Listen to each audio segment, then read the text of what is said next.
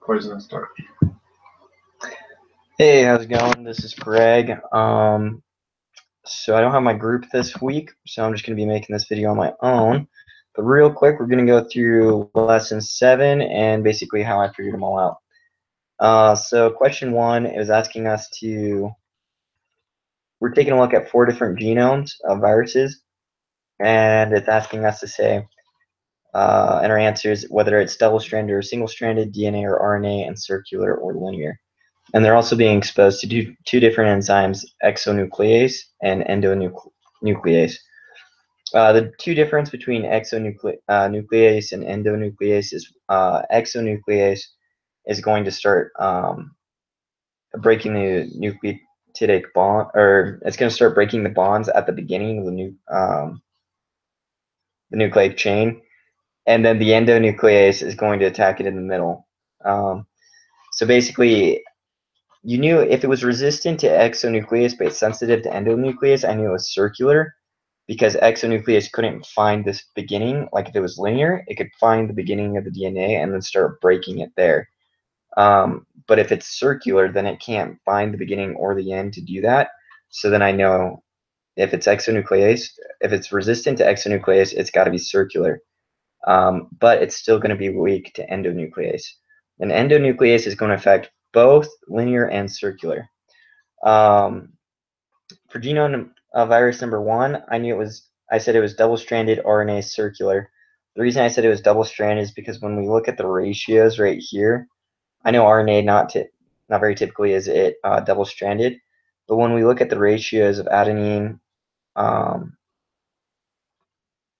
guanine, uracil, and then cytosine,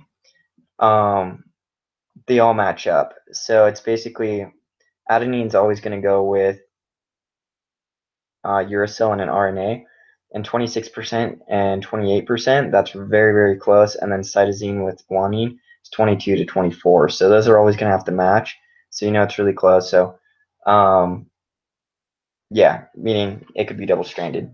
Virus number 2, I said it was single-stranded. The reason being is because in an RNA, so if it's got uracil in it, the U, you know it's going to be RNA. So this one's RNA. And if you have 34% adenine and only 15%, that's almost half of what should be bonded to it. So that means almost, 34% of, almost like 15% of this genomic, of the genome is not binding to anything. Basically, long story short, I knew this was single-stranded because guanine and uracil, which have to bind to adenine and cytosine, are about 50% of what they should be, meaning that they have to get that from the other strand as well. So anyways, that's how I got it. Genome of virus 3. Okay. So this one was, and the other one, because it was sensitive to both exonuclease and endonuclease, I knew that it was linear. Virus number 3, I said it was double-stranded DNA and linear. Double-stranded because one, all of the nucleotides line up. There's no uracil, so I know it's got to be DNA and not RNA. And then I said it was linear because it is sensitive to both. Virus number 4 was double-stranded DNA for the same reasoning. And then it was circular because it is resistant to exonuclease but sensitive to endonuclease. Okay. Number 2. Okay, so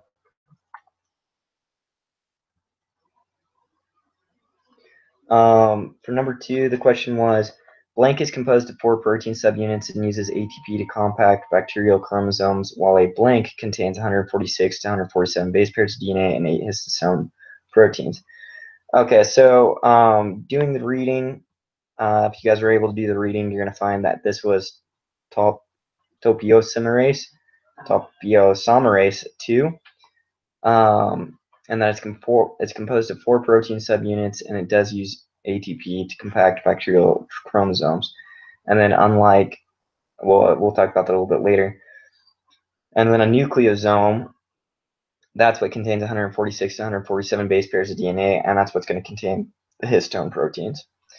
DNA double helix is, so yeah, I found this one by just looking at the PowerPoint.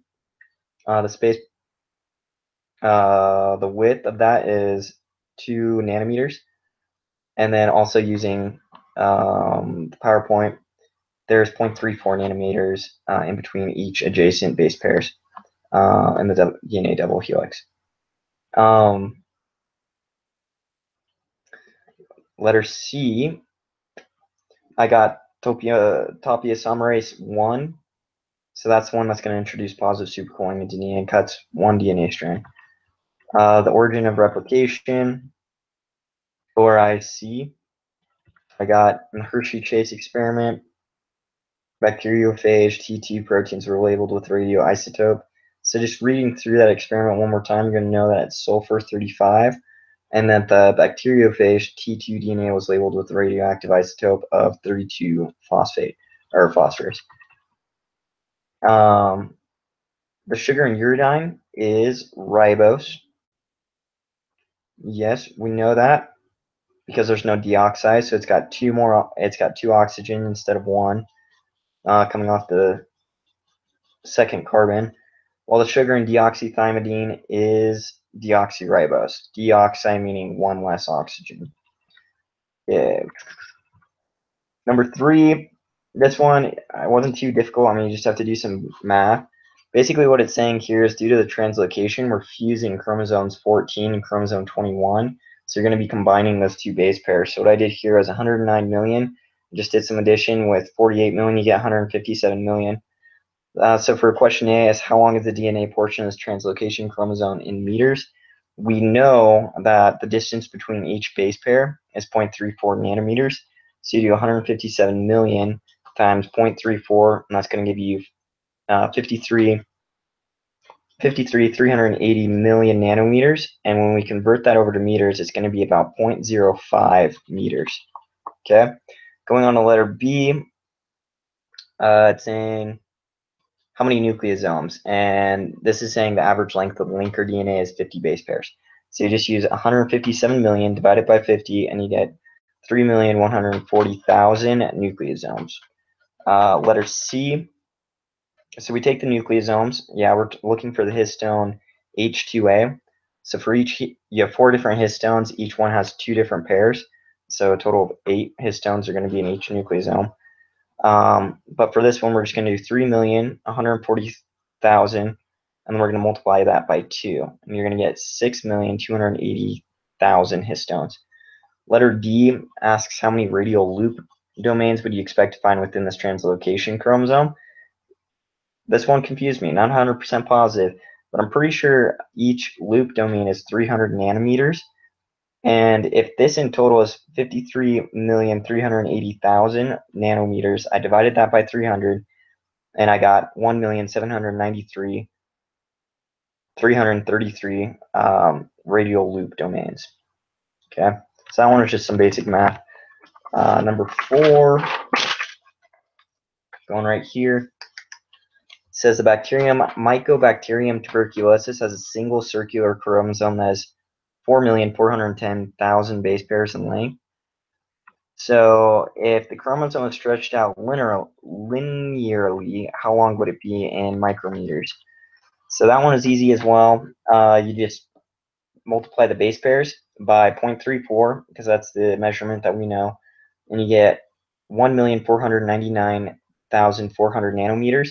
You convert that over to micrometers, and you get 1,499.4 micrometers. Letter B, you just set up this basic equation. So you got 1,400,999 1,400,099.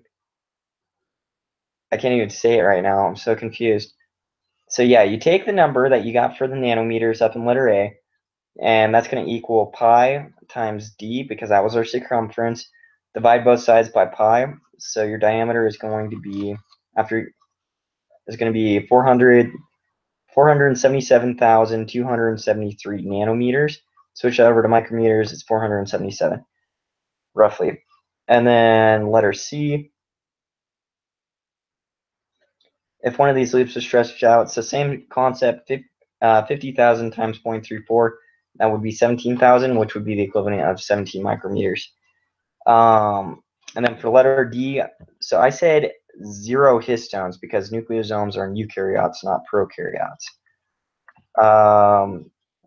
Number 5, this one I actually thought was pretty interesting. It says, which of the molecules, this is asking us which ones are nucleosides, which ones contain nucleosides, nucleotides, ribose, deoxyribose, or pyrimidines.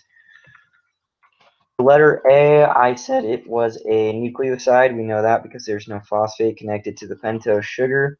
We know it's purine. You know it's a purine because there is a double ring. Yeah, for the for the nitrogenous base, there's a double ring. So that way we know it's purine. And then I said deoxyribose because right here on the second carbon, it doesn't show it being connected to an oxygen. So if there's no oxygen there, deoxy, one less oxygen, so we know it's got to be ribose. B. So for B, this one was, yeah, so this one's a nucleotide because it's obviously combined to a phosphate group. It's also connected to a purine because of the double ring structure of the nitrogenous base. And then it is a deoxyribose because coming off of where the second carbon should be, you just have a hydrogen instead of an oxygen. Letter C, I said, so this one, letter C, is a nucleotide. You have your phosphate group. And as we can see over to the left, the phosphate chain, and then it is a pyrimidine because it is a single ring structure, and then it's ribose because it's got the OH coming off the second carbon. D was, I said, nucleotide. Once again, single ring structure up to the right hand corner. It's pyrimidine. Oh, excuse me, it's connected to a phosphate group, so it's a nucleotide. It's pyrimidine because of the single ring structure, and then a deoxyribose because there's no oxygen coming off the second carbon. So once you basically know what to look for, these ones aren't really too difficult, unless I'm doing this whole thing wrong. But letter E was ribose pyrimidine nucleoside. Letter F, ribose pyrimidine nucleoside. Yeah, both of those single ring structures, so I knew they had to be pyrimidines. Ribose because they both had the oxygen coming off the second carbon, and then nucleosides because they're not connected to a phosphate group. So that's basically how I did this one this week. I want to say thank you guys for tuning in, and good luck on the test tomorrow.